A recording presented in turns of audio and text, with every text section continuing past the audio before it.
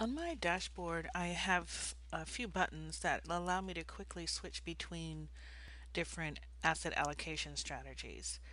And so if I press the aggressive one, you're going to just notice a nice smooth transition from the current strategy, which is the conservative one, to an aggressive strategy. You'll notice that my weights change, my expected return changes, my numbers on the graph for all three cases change as well. Or not. There you go. I didn't actually press it when I thought I had. So there's the smooth transition to the aggressive strategy, and I wrote a macro to make those changes. The conservative strategy button also has a macro, but this particular macro I recorded, and so when I recorded it, it recorded all my keystrokes, and you can see the screen flicker when I tell it to run a conservative macro. So I would rather y'all write your own macros, and I'll show you how to do that in a minute. But first, I'm going to show you how to record a macro. So we're going to record the macro for the moderate button.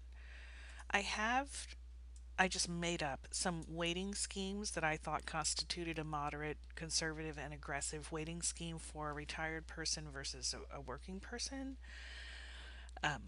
or a person during their working years versus retired years. And I've just put them in this tab.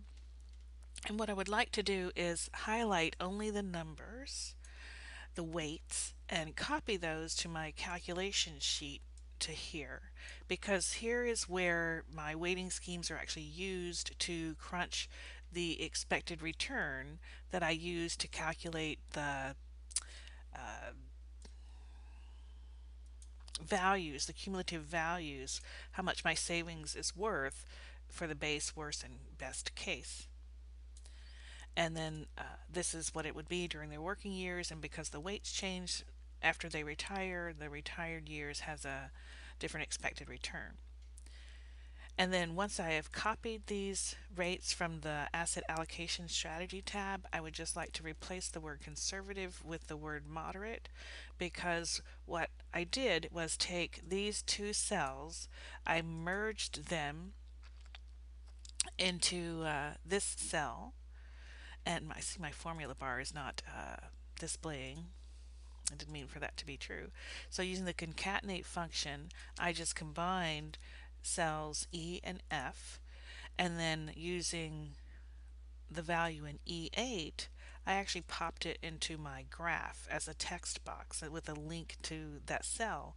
So it's really easy to see on the graph which strategy is being displayed. So I'm going to copy or record my macro. So I'm going to go to the developer toolbar, record macro, and I shall name it moderate. And I might have one already named moderate, and I'm not really sure, so I'm just going to call it moderate 1.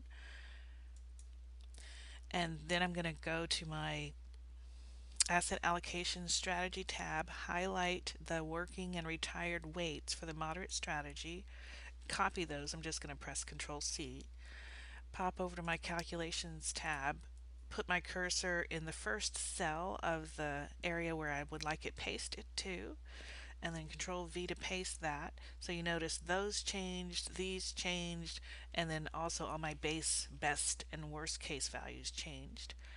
And then I'm going to replace this with the word moderate. Then the value that gets popped into the text box changes, and I'm going to pop back to my dashboard, and now we can see that it has made all those changes. And so I'm going to stop recording.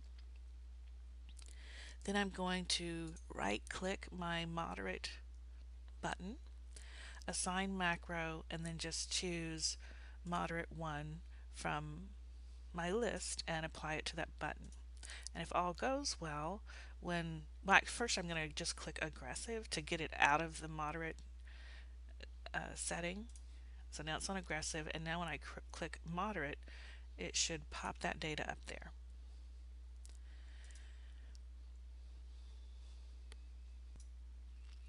Now, I would much prefer to have a situation where it doesn't do that flickering like it does on the watch it not work now.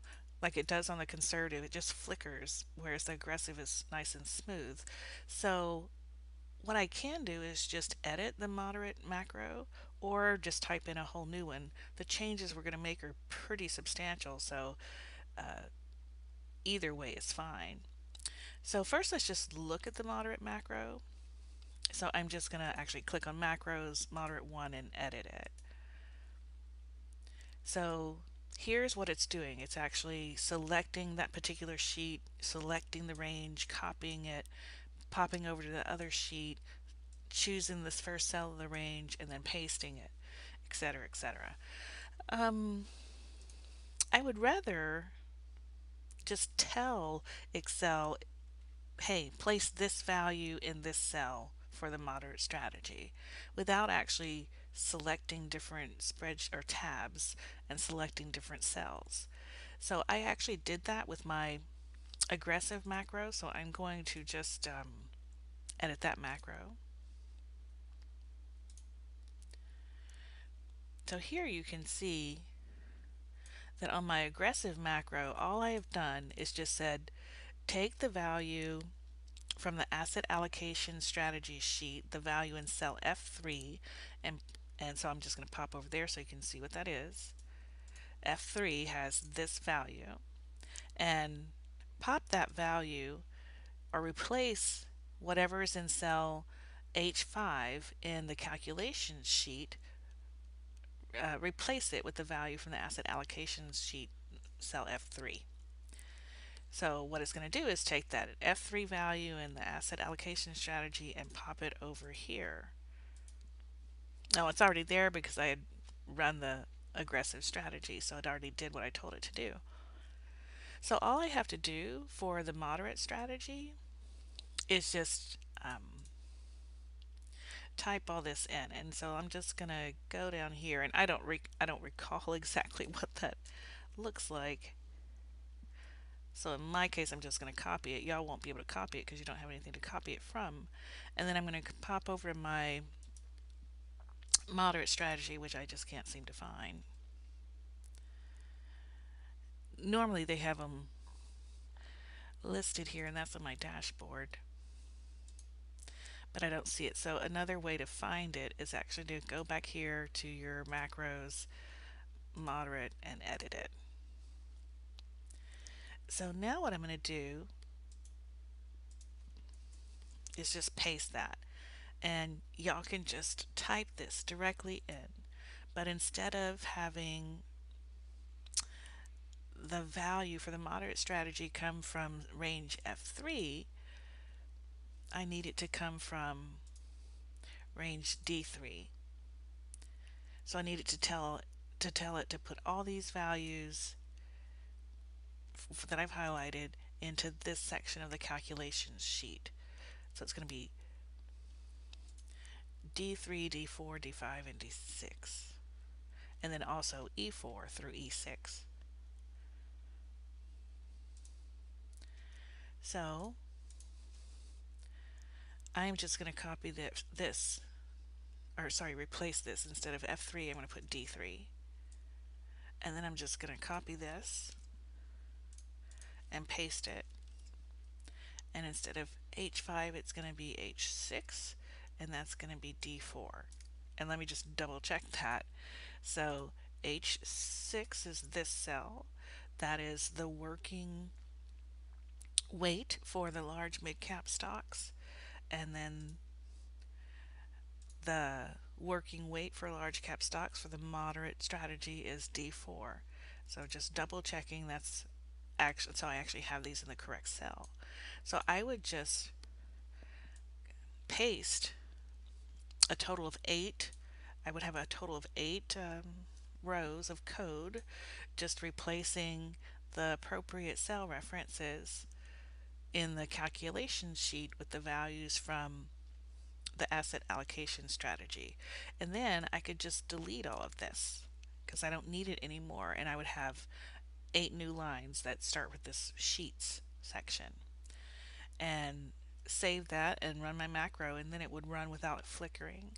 To save your project, you can click here To pop back to Excel to start running your macro, you click this little icon, and you don't necessarily have to save your macros before you pop back to Excel.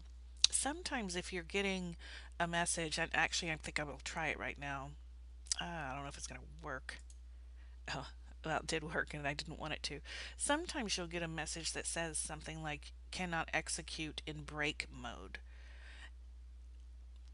Break mode basically means you're editing the macro to reset it to get it out of break mode so it'll start running again. You press this little button right here, the little square that's under the word run. Let's say that you're a little nervous about deleting these lines of code because you know they work and you're not so sure if the new lines of code that you've put in are going to work. What you can do is it's called rimming, but that's a very old term. They probably call it commenting nowadays. But basically, if you put an apostrophe in front of a line of code, Excel will view it as text and it won't try to run it. But then it's also not deleted, so you still have it there in case you need to backtrack and use some old code. And then you can put so long as the apostrophe is in front of the code you're trying to comment out, it doesn't matter if it's the very first character on that line or the 10th character on the line, so long as it's before any of the code on the line. So if I ran this now, it would only run these two black lines. It wouldn't run any of the green lines.